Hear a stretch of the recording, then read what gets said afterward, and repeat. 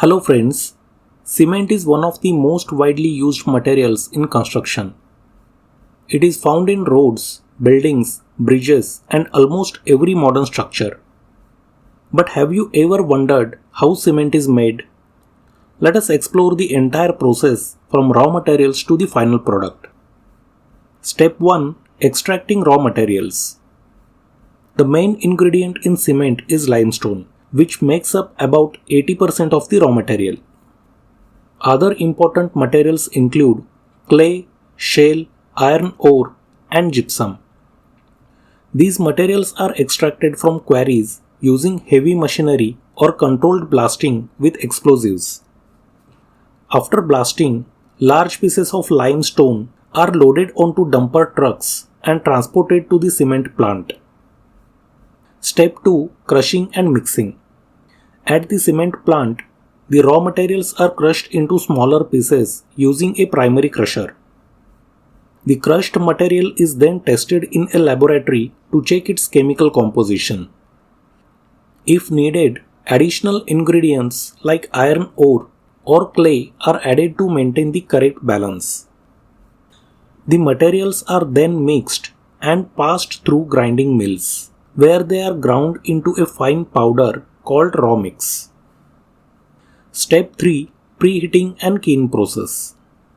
The raw mix is sent to a preheater tower about 100 meters tall, where it is heated using hot gases from the kiln below. This process removes moisture and prepares the material for the next stage, saving energy. The preheated raw mix then enters a rotary kiln, a large rotating furnace about 60 meters long.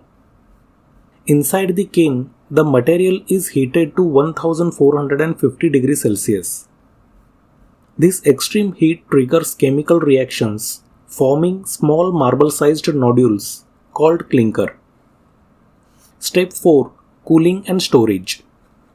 The red-hot clinker is cooled quickly in a grate cooler, where air is blown through to bring the temperature down to 100 to 120 degrees Celsius. Rapid cooling is important to maintain the quality of the clinker. The cooled clinker is stored in large silos or tanks, ready for the final grinding process.